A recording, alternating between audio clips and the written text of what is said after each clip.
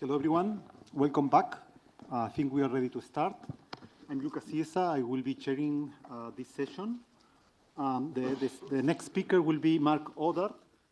He will tell us about star formation in the era of big data. This is an invited talk, so it will last 40 minutes, including questions. Marc? Yeah, hello, everyone. I hope you could hear me. Yes, you hear me? Yes, this is okay. Hello? Perfect, because I had the feedback before. Thank you very much. Thank you first to all the organizers, SOC, LOC, for inviting me, but also especially to allow me to be remote. I wish I could be present to discuss it more detail with people, but I mean, unfortunately, I had several commitments which prevented me to do it. Like Lee, I have changed the title to something like Star Formation in the Era of Big Data, and I will not be full complete with a review. This is not really a full review, but I will try to touch upon many things that this beautiful satellite that we see on the top left and on the right, named Gaia, has produced in terms of work for star formation in general. And I know this conference is specifically about more episodic accretion aspect, but I think we have to remember that these kind of objects are also part of the whole community of young stellar objects in general throughout our own galaxy. And as you can see, our own galaxy, this is a beautiful view of our own galaxy as designed by Gaia. And if I may remind, this is also not an image at all. And this is not an image. Gaia is not making images. These are really simply point sources, plus or more of these. I will also touch upon the so-called Nemesis project, which is one of the projects where I'm involved with several other people, which deals also about star formation in the era of big data. And I'll try to present a few things we're right now doing and hopefully finishing very soon. So let's see if it works. Yeah. So one of the things which has been obvious also already from the previous talks that they have just begun is that there have been many large-scale surveys, not only Gaia, but also at many other wavelengths. And these are quite important for star formation in general. As we know, there is quite a lot of optical emission, but also a lot of infrared excess, and in some cases also some millimeter and millimeter observations. So in principle, if we do it all in terms of a large scale where we cover a large fraction of the galaxy, or if not even completely the galaxy, it can help us provide a large census of the young stellar object, which basically means that we can do large statistical samples. We can do also studies through galactic scales in general, and not only the very nearby sources there. And to some degree, episodic accreting objects are very interesting. And this is the topic of this conference, but they're also a subsample of the larger community of sources, as I mentioned. So from the infrared perspective, we have had many satellites. I will not cite them all. And of course, I do not cite everything. So that's why we have an ETC for etc. But at least obviously, Spitzer was quite useful, 2MASS, and many other kinds of instruments also on the ground, like VVV and so on. In the optical, of course, I will talk a lot from Gaia, but Hipparcos was a little bit also present there in the study, and I'll come back to that. Well, there has been other dedicated surveys on the ground as well, either through H-alpha or through all the large parts of the sky in general. In the sub-millimeter and radio, of course, we can see that also we have very large surveys of the galactic plane, either through APEX, for example, at the Atlas Gal and so on, also JCMT, MERCAT in the terms of the radio aspect, and in a very nearby future, there might be also a galactic plane survey with SK as well. X-rays, as have shown also by Eric Feigelson and Thierry Montmel, also were quite interesting because, of course, there were more pointed observation, but nevertheless, there have been large surveys, specifically for Orion, for example, in the case of Chandra, but also XMM Newton or Taurus with XEST. Rosat was an all-sky survey, and eRosita is in principle an all-sky, even though, as you do know, there is a certain part of the sky which is not accessible. So in terms of addition to position and fluxes, which are the typical things that you would expect from a survey, you can have also time domain, which is quite important for us in terms of variability for Gaia, but also for episodic accretion. And it can help us understand also the different kinds of variability, as was recently shown by Peter with the figure from Finneisen and Hillenbrand, also in the Fisher review.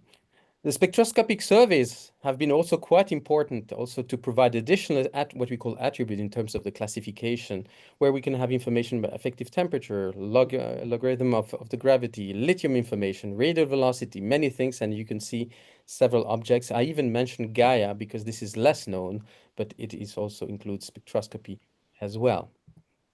So talking about Gaia, many of you already know about it, so I will not spend a huge amount. This is a cornerstone of ESA with a large fraction of the sky being covered. I mean, the whole sky in principle, about more than 2 billion sources with a very deep magnitude of the order of 21. And the importance of Gaia is really that it provides measurements not only in what is pretty much known, astrometry, which is position, motion, and parallaxes as well, so distances if you prefer, but it also provides information in terms of color. And the first image I showed was this color, BP minus RP, which was providing this reddish or less reddish color in this pseudo image of the galaxy. Radial velocity is also there, in terms of about 100 million stars. Of course, not everything has been published, but will be soon published. But Hipparcos, as I mentioned, was also quite an important mission in the past. Of course, much more limited in terms of the span it had throughout the galaxy, but it had already several observations of young star-forming regions. And here, this is something taken for the Vela OB2, and you can see also the Tramploten cluster, where you can see also the position of the stars, and they were mostly bright objects, as you can see from the right color magnitude diagram, so B minus V, they're all almost clustered around 0, so A-type to B-type stars.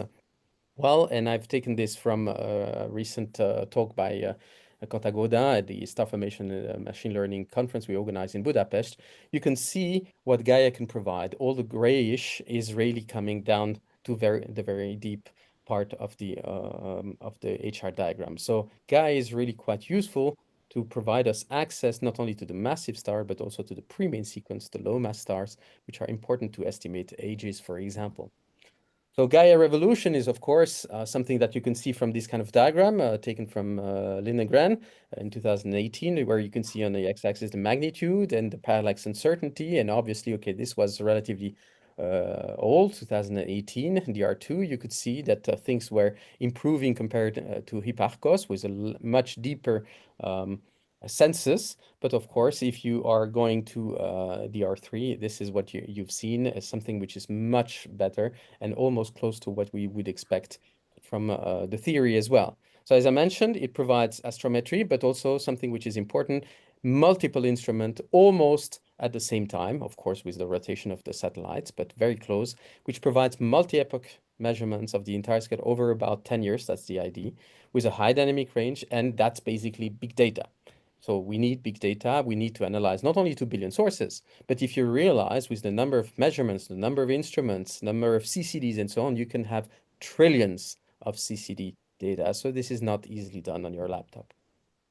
So of course, many people have jumped on DR2 and then eventually EDR3 and DR3 data, especially in the field of star-forming regions. And they've selected many young stars. So I've taken here a few examples. Here, pre-main sequence is taken by Zari in 2018, where you can see on the top right the galaxy and different clouds and star-forming regions.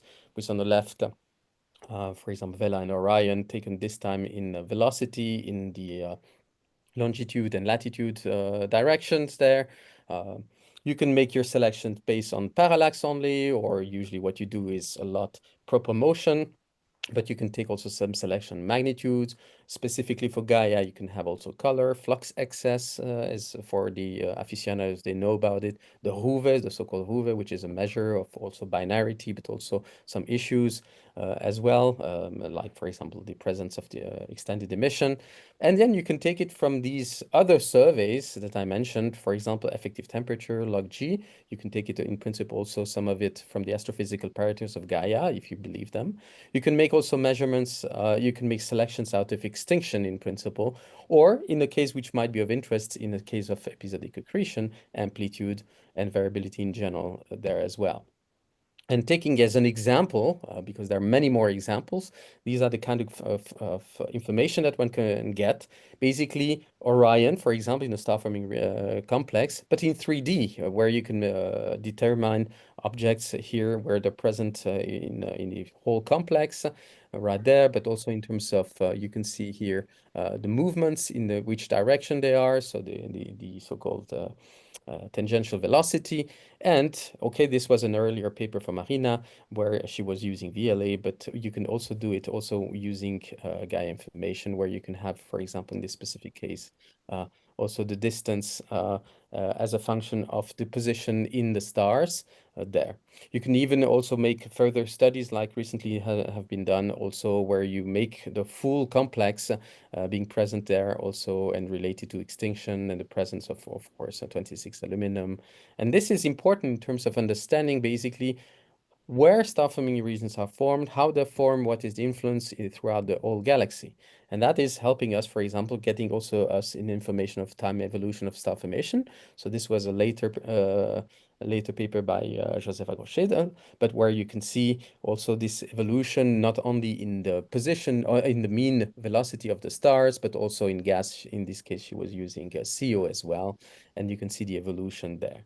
And okay, I'm not so good in terms of making a movie out of different images, but at least this can give you, and she was able, and it was done also in several other star-forming regions, been able to show the position of star clusters as a function of time. And this is, for example, in the case of Orion, but 7 million years ago. And then you can see 3 million years ago, now in principle, and then in the future, how it should see. And there was some implication there in general in terms of understanding how things work.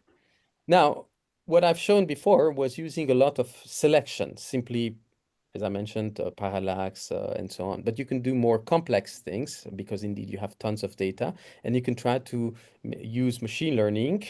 There are different mechanisms. So one of the easy one and known one is the cluster one. So HDB scan, for example, which has been used by many people here cited on the right. And you can derive a lot of information. Contagonda has done something where you can see here in yellow, and Marina Kunkel has done also the other one here in blue. And what was interesting is also just to show that depending on the clustering methods, threshold for the selection and so on, you can have different kinds of clusters essentially. So of course, these are candidates. You have to confirm them as well, but you can use also machine learning techniques in general to get other purposes. And here I've cited a few examples of different people using between random forest, Gaussian mixture, XGBoost, neural networks, support vector method, and so on, to be able to constrain better the let's say the membership of the young stellar objects. Yeah. In terms of variability, this is also quite interesting. Young stellar objects are also part of the large family of variable objects. And here, this is something that my colleague Laurent Ayer from the Gaia has shown as well, the so-called fruit, the fruits of variability. And you can see different kinds of objects, which are all interesting per se, but are not so relevant for this conference. And I've highlighted a few here with the arrows, the FU for Aviorionis, which is the obvious one. But you can have also, for example, the pre-main sequence delta Scuti oscillations.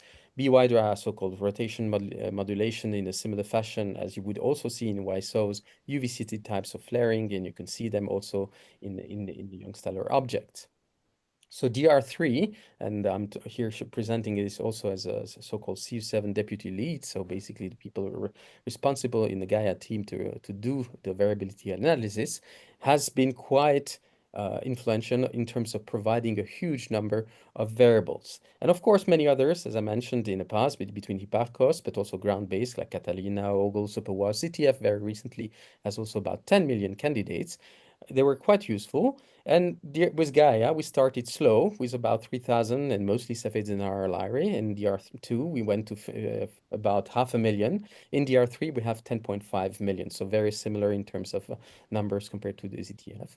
And with DR4, we expect, and this is an order of magnitude, I don't take it at face value, about 100, because of course it depends on the threshold that we would like to apply and on the quality we would like to do. So without going into too much detail, basically, how does it work with Gaia within the Gaia team and the Gaia DPAC, as we say? So we have, this was specifically for the R3, 34 months of time series, G, BP, and RP, so-called field of view. So we didn't necessarily use the CCDs too much. We can have also, if you want, the RP spectra, and we've used them for the R3, not necessarily use the BP one. Can we use also the radial velocity time series out of the RVS instrument? And you can see we have about 1.8 billion objects, and we can try to do some cleaning. We have still about 1.8, and then we do a lot of statistics, the typical mean, median, standard deviation, IQR, whatever you name it. And this is all published inside the DR3 one. But these kind of statistical parameters, they're also there to help us try to detect the variability, either through the mechanism what we call general variability detections, which allow us to run some kind of peer research. So these are more useful for the variables which are repetitive, if you want, like the Cepheids, Lyrae, and so on. Or you can have things which are less repetitive, and require this special variability detection there. We have also another tool for the microlensing as well. And eventually what you can see in the boxes is, which are in yellow at the bottom, you can see on the left the classification. So this is one of the outcome that we provide with several classes of objects, but also on the right, specific objects were observed in more and studied in more details, like the Cepheids and Lyrae, the periods, the eclipsing binaries, some characteristics, and so on and so on. So if you're looking specifically into the classification, which is of use and in interest for the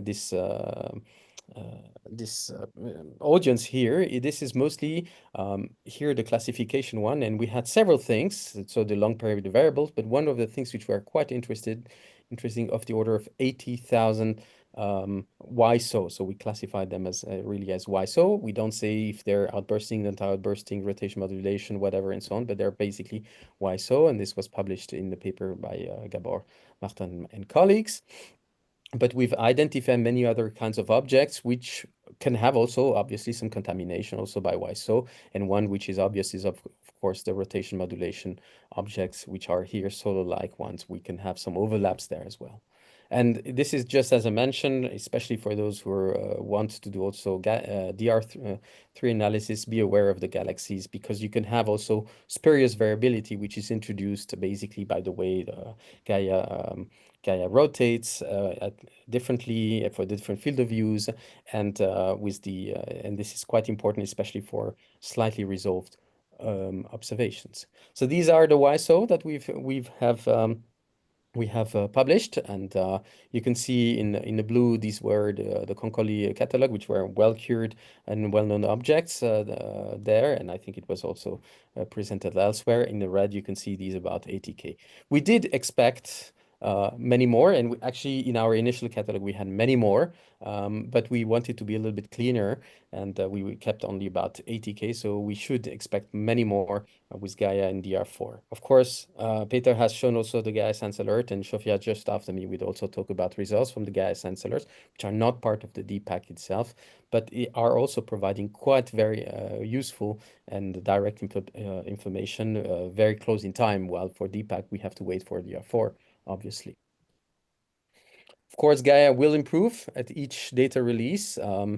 Peter did mention this. I made a small note. DR3 had also time series in BP and RP as well, but only for the variables. Well, for DR4, the main thing which is of interest for the community is that we are publishing everything, all the time series, all the epoch spectroscopy as well, and so on. So this will provide a lot of information, but within the team of CU7, were several, including Peter and other people in Concoli and in Geneva, to work on producing a large DR4 catalog and classification, but also with more details in general.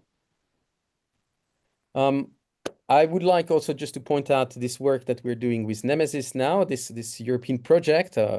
For those involved in European projects, you know that we have to put somewhere the flag and the grant agreement number. They're always happy about this. This is a different approach than doing a variability analysis. As I have shown before, a lot of the work which has done in the past with selection, we're identifying candidates for WISO. With Gaia and Deepak, we try also to do this at the variability level. With Nemesis, we had this project, which is running until early next year, to try to understand also the formation of star, but using AI, so machine learning techniques in general, but using the largest panchromatic data collection of your WISOs. So we collect data, we apply machine learning techniques, and we try to get some information about timescales, properties of the WISOs. So it's more of a classification aspect. And then we organized in May a conference, and you can still go there if you want to see a few of the slides there. I'm giving you a few examples of things that have been done. One of the things which was important for us is to get a better catalog in terms of what Herschel could do with PACs. So basically the mid to slightly nearby far infrared microns or wavelengths. And indeed, Gabor Martin, who is our expert in machine learning there, was able to use different kinds of technique to be able to provide a new catalog, which was recently accepted and published. I think it is now at least on archive. And you can see on the top right, for example, the improvement. The previous version of the point source catalog was providing many sources, but not everything compared to what we now detect very clearly with this new catalog. So obviously, if you look, for example, in terms of numbers, we have less number of sources. You can see here, for example, the 70 micron, 100 and 160, but they are cleaner if you compare to Simbad, to different kinds of surveys as well. And that's actually something where we're quite interested. We want it to be cleaner and more complete. And you can see it from simulations when we were injecting flux densities for the point source catalog number 1 and eventually point source catalog. Though we go to lower flux densities, but a higher completeness. Of course, what we do also in Geneva with my postdoc Julia Roquette is to also collect the information for most of the YSOs, which are pretty well known. And what we decided eventually was to focus on the Orion star-forming complex. And she collected tons and tons of data products from about 150 publications. And you can see about 28,000 sources where not only candidates, but really YSO, which are relatively well known. And we try to connect information in terms of spectroscopy constraints as well. We try to get also information about variability as well.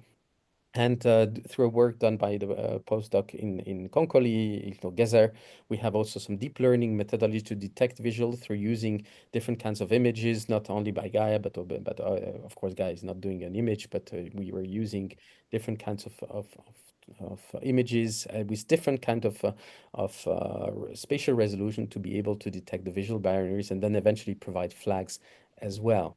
And this paper is ongoing. We're soon publishing, but what you can see is here, for example, on the right, many of the sources where we have also what we call attributes through low resolution spectra, but also Gaia XP spectra and other catalogs which we are used in the literature, like of course H alpha, but we have also other lines as well there, and we can have also lithium information, we can have extinction, we can have spectral type and so on.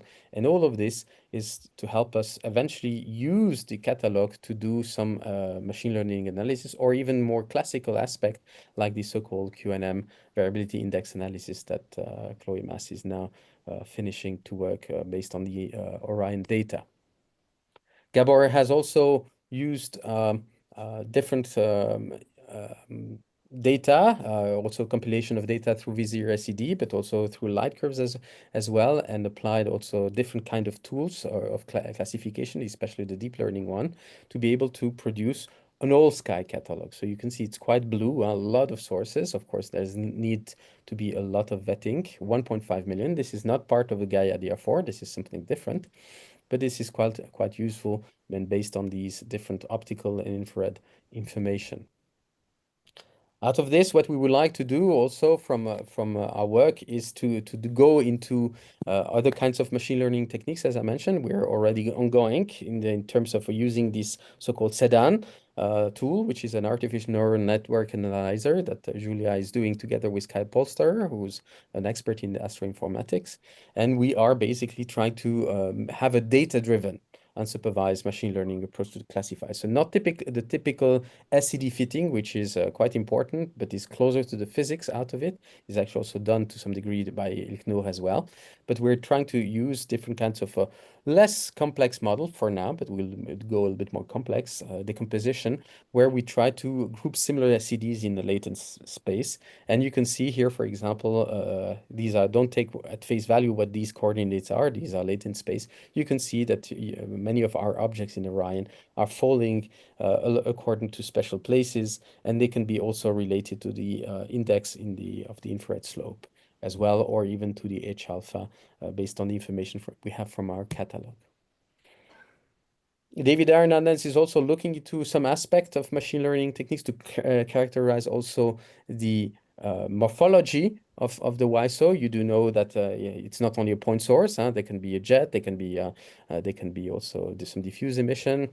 So he's using so-called parallelized rotation and flipping invariant coordinate maps. Basically, this is an unsupervised technique, and well, it's ongoing, but it's quite successful so far. Where we have some morphological prototypes, and you can see things which are very faint, very bright, some which we have a diffuse emission around, some which is not completely flat, some where we may have jets there. And out of these morphological prototypes, we should be able to use this kind of training to eventually identify sources inside bigger images where they are following these kind of morphological prototypes.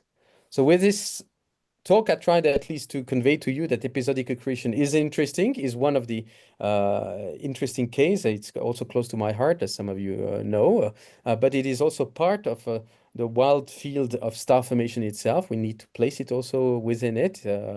Lee has shown the famous paradigm of as a function of time. Is it really always the case? And we can do this with these large-scale surveys at different wavelengths. But in most cases, we need confirmation because we have only a position or some machine learning techniques.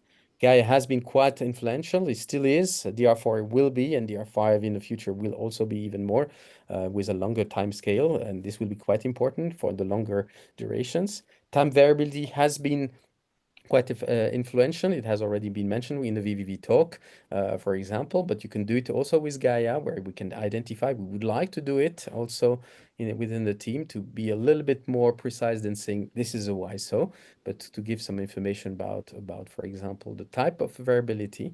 And we can do this within the team of Gaia, or perhaps outside when you will be able to get the information. But what is of interest there is DR4 will also release, as I mentioned, the epoch spectroscopy. So it is something that I personally would like to do. We'll do to some degree within the EPAC team, but as many of you, we will be also competing to do the same things.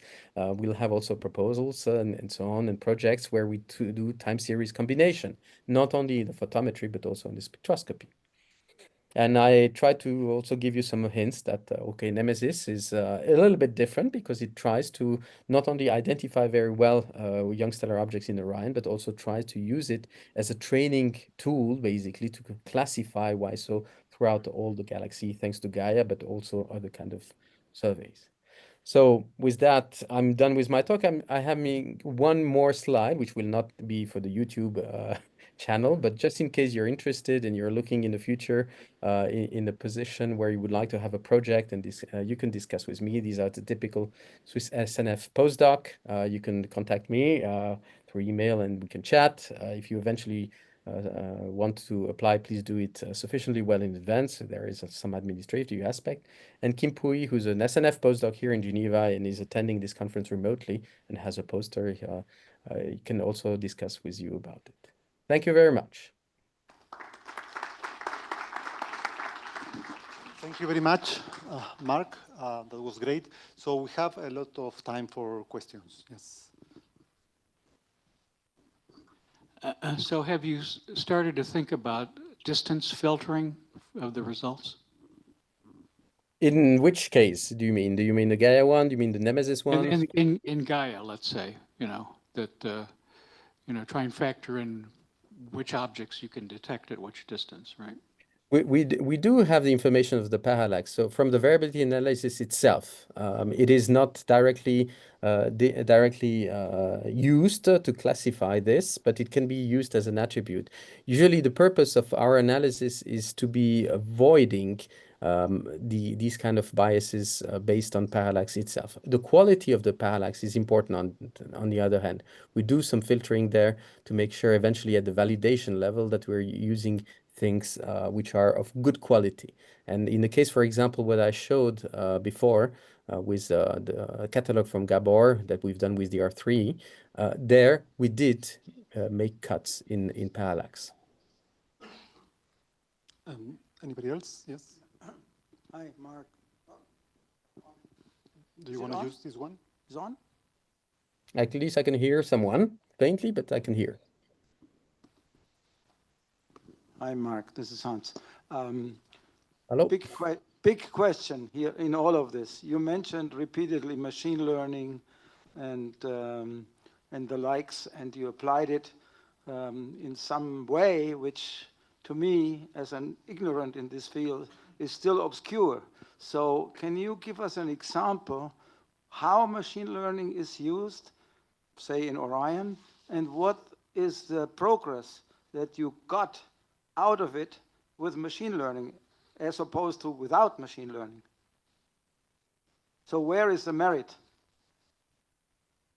I think well, there are different ways of seeing things. It can be in terms of the selection of sources, as I mentioned, clustering aspect, determining what you would include or not include. That's what I try to show with the Orion.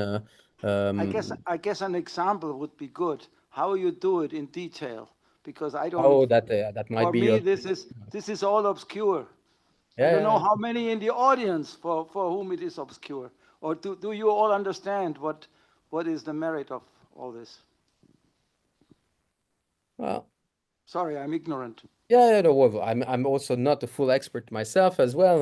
That's why I collaborate with people who know very well. But of course, if you're making the selection like I mentioned here before, that's one way.